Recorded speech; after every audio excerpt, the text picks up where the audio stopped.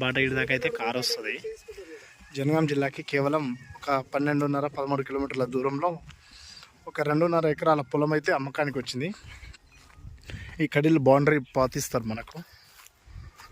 So కంప్లీట్గా పొలము, మధ్యలో ఒక చిన్న ఒర్రె ఉంది, వాగు ఉంది చిన్నది, బిట్టు అటు ఇటు ఉంటుంది. వాగుకి సైడ్ వరకు అయితే కారు వస్తుంది. మొత్తం పొలమే, కంప్లీట్ పొలం, చిన్న రాయి రప్ప ఏం లేదు. ఈ బోర్ వస్తుంది మనకు, ఇది ఫుల్ బోరు. 2.5 ఎకరాలు మీరు ఏ టైంలో ఏ కాలంలో అయినా పంట వేసుకోవచ్చు, పండుతుంది. మనకు హైదరాబాద్ నుంచి ఒక 90 కిలోమీటర్లు వస్తుంది.